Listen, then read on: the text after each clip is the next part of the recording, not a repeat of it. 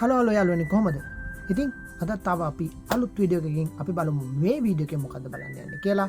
අලුත් බස් එකක් ගැන බලන්න යන්නේ. අපි බලමු මේ අලුත් බස් එක ගැන පට් ගාලා. අලුත් බස් එකක් ගැන තමයි මම අද ඔයාලට කියලා දෙන්න යන්නේ. මේක 400 series බස් එකක්. ටිකක් වෙනස්.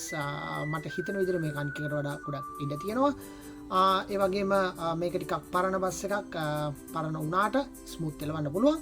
අපි බලමු බස් එක ගැන වැඩි කතා කරන්න ඕනේ වැඩියට බයලෙමු. හරි යාළුවනේ මම මේ ඉන්නේ බස් එකේ පිටිපස්සේ. ඔයාලට පේනවා ඇති බස් එකේ පිටිපස්සේ ඉඳලා බලනකොට 400 series බස් එකක් කොහොමද ඔයාලට පේන්නේ කියලා. හරි මේ තමයි හැමර්ස්. ඔයාලට පේනවා ඇති මෙතන හැමර්ස් තියෙනවා. ඕකේ මෙතන එකක් තියෙනවා. ඒ වගේම බේස් තියෙන තැන් ඔයාලට පේනවා ඇති. රයිට්. මේ බස් එකේ ටිකක් ඉඩ තියෙනවා ඉස්සරහට වෙන්න. මොකද සීට් එක ළඟ වගේ තමයි තියලා තියෙන්නේ. 800 series එකට වඩා.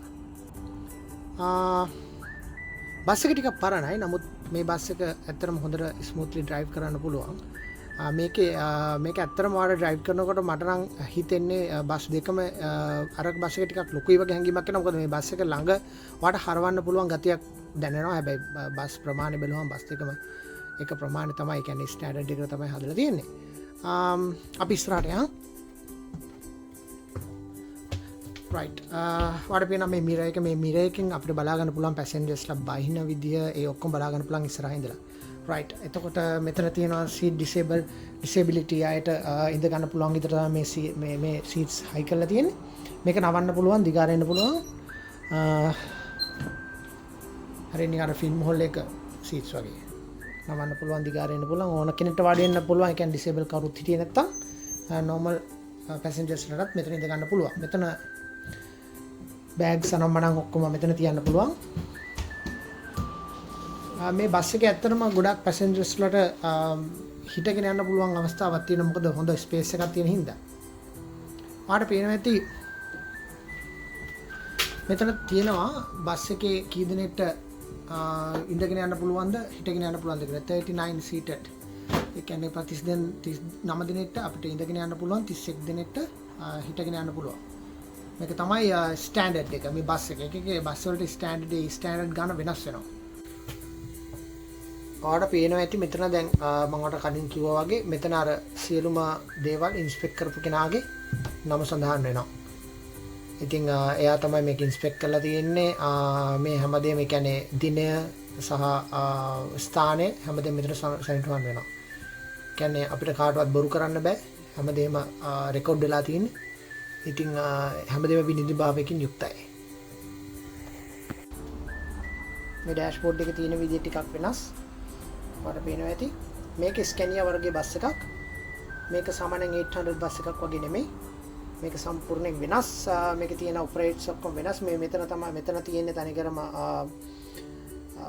එයාකොන් එක AC එක on off කරන තැන. මෙතන සාමාන්‍යයෙන් මෙතන ස්කූල් ලයිට්ස්, මෙතන ඩෝර්ස්, මෙතන රේඩියෝ එක අපිට මොන හරි අවශ්‍යතාවයක් වුණොත් පාලක මැදිරියත් එක්ක සම්බන්ධ වෙන්න පුළුවන්. මෙතන හෑන්ඩ් බ්‍රේක් ඒ වගේම මෙතන තමයි ස්විචස් ටික තියෙන. මම ඔයාලට කිව්වා ස්විචස් නම් සාමාන්‍යයෙන් නෝමල් ඔක්කොගෙම එකයි. ඔයාලට පේනවා ඇති. මෙතෙන් ඩෙස්ක්ටොප් එක වෙනස් කරන්න පුළුවන්.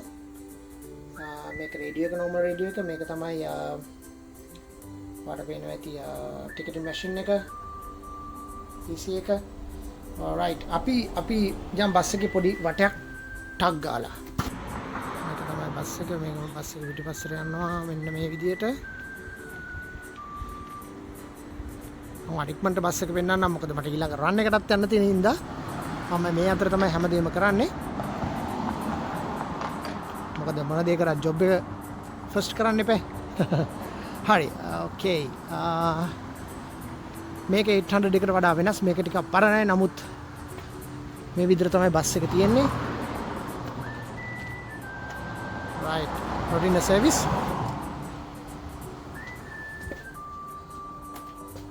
බෙමුවාට මම ෂෝට්ස් වීඩියෝ ටිකක් තමයි මේ දවස් ටික කරගෙන යන්නේ. මොකද පුළුවන් විදිහට තමයි වීඩියෝස් ටික දාන්නේ. පොඩියට අපි වීඩියෝස් ටික ඉස්සරහට කරන් යන අවශ්‍ය ඒ කියන්නේ ඔයාලට දැනගන්න තව දේවල් තියෙනවා නම් ඔයගොල්ලෝ මැසේජ් එකක් දාන්න, කමෙන්ට් එකක් දාලා මට කියන්න. එතකොට මට පුළුවන් මට කරන්න තියෙන දේවල් පොඩ්ඩක් වැඩි දියුණු කරලා හොඳ දේවල් ටිකක් ඔයගොල්ලන්ට කියන්න. මොකද මම වීඩියෝස් ගන්න ඕනේ මට ඕන වීඩියෝස් නෙමෙයි ඔයගොල්ලන්ට ඕන දේවල් නිසා. අපි ඉතින් ඉස්සරහට යමු. ඔයගොල්ලන්ගේ සහයෝගය එහෙනම් ජය ජය.